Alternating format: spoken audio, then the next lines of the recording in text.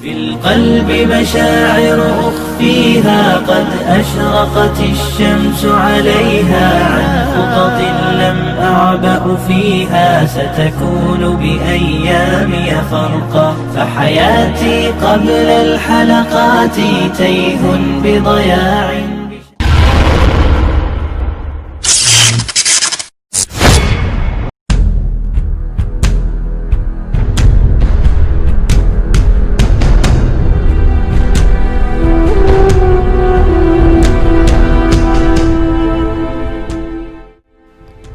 Assalamualaikum warahmatullahi wabarakatuh.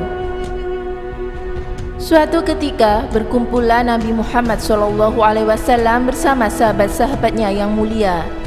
Di sana hadir pula sahabat paling mulia, yakni Abu Bakar As-Siddiq. Wahai Abu Bakar, aku begitu rindu hendak bertemu dengan ikhwanku atau saudara-saudaraku. Kemudian terucap dari mulut baginda yang sangat mulia. Suasana di masjid itu hening sejenak. Semua yang hadir diam seolah sedang memikirkan sesuatu. Lebih-lebih lagi Sayyidina Abu Bakar. Itulah pertama kali dia mendengar orang yang sangat dikasihinya melontarkan pengakuan demikian. Apakah maksudmu berkata demikian, wahai Rasulullah? Bukankah kami ini adalah saudara-saudaramu? Abu Bakar bertanya melepaskan kumpalan teka-teki yang mulai memenuhi pikirannya. Rasulullah menggelengkan kepalanya sambil perlahan tersenyum. Kemudian baginda bersabda, "Tidak, wahai Abu Bakar, kamu semua adalah sahabat-sahabatku, tetapi bukan saudara-saudaraku." Suara Rasulullah bernada rendah. "Kami juga saudaramu, wahai Rasulullah," kata seorang sahabat yang lain pula. "Saudara-saudaraku adalah mereka yang belum pernah melihatku, tetapi mereka beriman denganku, dan mereka mencintaiku melebihi anak dan orang tua mereka. Mereka itu adalah saudara-saudaraku, dan mereka bersama denganku. Beruntunglah mereka yang melihatku dan beriman kepadaku, dan beruntung juga mereka yang beriman kepadaku sedangkan mereka tidak pernah melihatku." Dari Abu Hurairah bahwa Rasulullah SAW pernah mendatangi perkuburan lalu bersabda, "Semoga keselamatan terlimpah atas kalian penghuni kuburan kaum mukminin, dan sesungguhnya insya Allah kami akan bertemu kalian. Sungguh aku sangat gembira seandainya kita dapat melihat saudara-saudara kita." Para sahabat bertanya, "Tidakkah kami semua saudara-saudaramu, wahai Rasulullah?" Beliau menjawab dengan bersabda, "Kamu semua adalah sahabatku." Sedangkan beliau bersabda lagi, "Maka mereka yang datang dalam keadaan muka dan kaki mereka putih bercahaya karena bekas wudu. Saudara-saudara kita ialah mereka yang tidak berwujud atau belum berwujud." Sahabat bertanya lagi, "Bagaimana engkau dapat mengenali mereka yang belum berwujud dari kalangan umatmu, wahai Rasulullah?" Beliau menjawab dengan bersabda, "Apa pendapat kalian seandainya seorang laki-laki mempunyai seekor kuda yang berbulu putih di dahi serta di kakinya, dan kuda itu berada di tengah-tengah sekelompok kuda yang hitam kelam? Apakah dia akan mengenali kudanya itu?" Para sahabat menjawab, "Sudah tentu, wahai Rasulullah. Aku mendahului mereka ke telaga. Ingatlah, ada golongan lelaki yang dihalangi."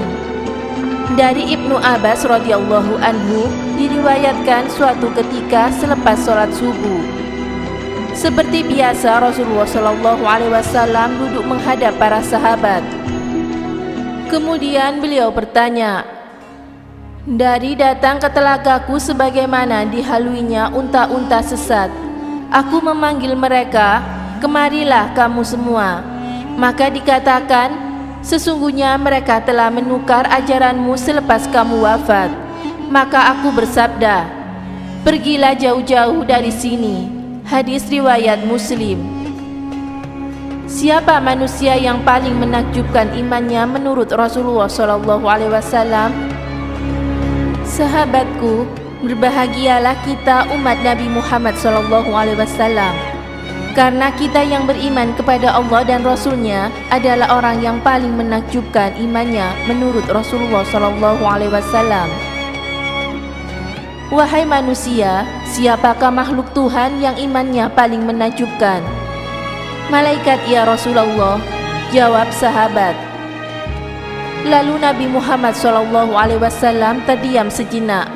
Kemudian dengan lembut beliau bersabda, bagaimana malaikat tidak beriman, sedangkan mereka pelaksana perintah Allah? Tukas Rasulullah. Kalau begitu, para nabi, ya Rasulullah. Para sahabat kembali menjawab, bagaimana nabi tidak beriman, sedangkan wahyu dari langit turun kepada mereka? Kembali ujar Rasulullah, kalau begitu para sahabat-sahabatmu, ya Rasulullah. Bagaimana sahabat-sahabatku tidak beriman, sedangkan mereka menyaksikan apa yang mereka saksikan? Mereka bertemu langsung denganku, melihatku, mendengar kata-kataku, dan juga menyaksikan dengan mata kepala mereka sendiri-sendiri tentang tanda-tanda kerasulanku, ujar Rasulullah. Yang paling menakjubkan imannya, ujar Rasulullah, berbahagialah orang yang pernah melihatku dan beriman kepadaku.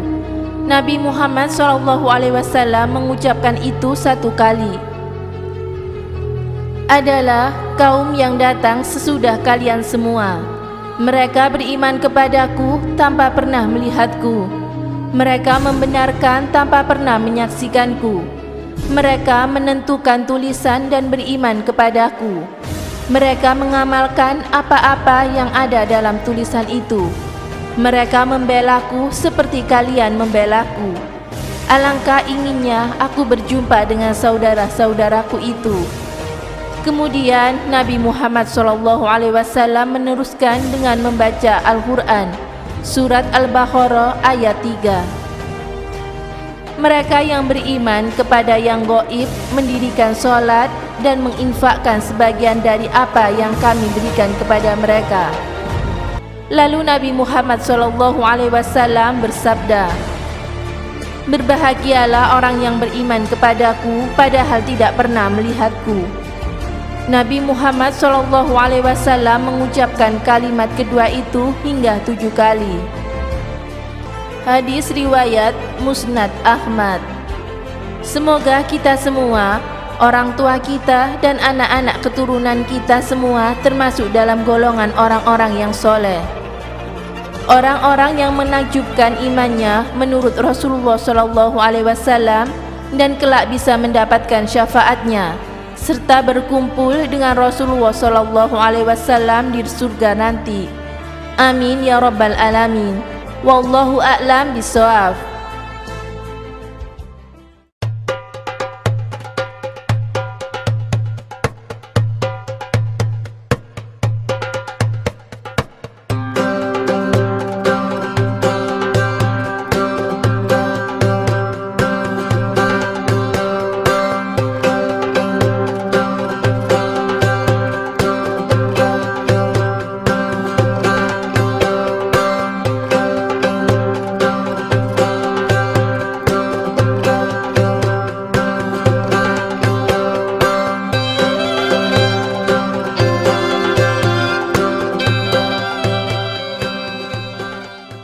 Assalamualaikum warahmatullahi wabarakatuh.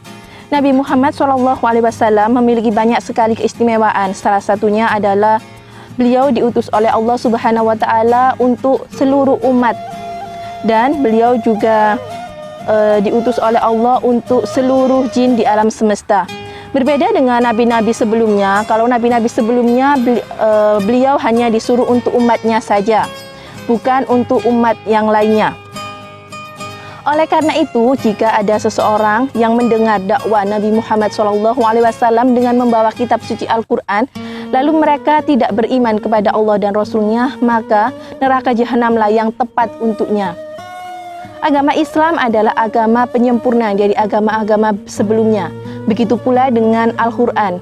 kitab suci umat Islam ini adalah kitab sebagai penutup kitab-kitab terdahulu.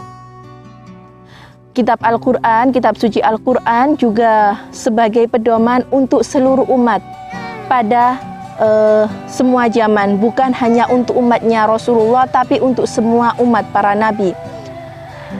Begitu pula dengan Rasulullah SAW. Nabi Muhammad adalah nabi akhir zaman.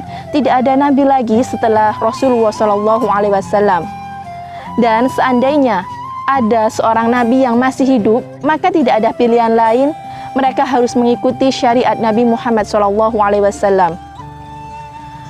Hal ini serupa dengan sebuah hadis, yaitu ketika Umar bin Khattab waktu itu membawa selembaran kitab Taurat, lalu diketahui oleh Rasulullah SAW.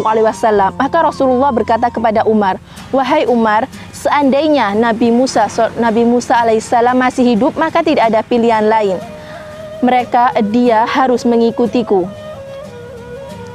Jadi tidak ada nabi setelah Nabi Muhammad SAW.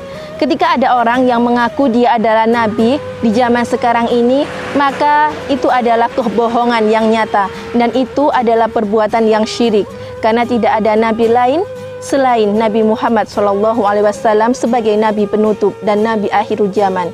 Sekian yang dapat saya sampaikan, kurang lebihnya saya mohon maaf. Wassalamualaikum warahmatullahi wabarakatuh.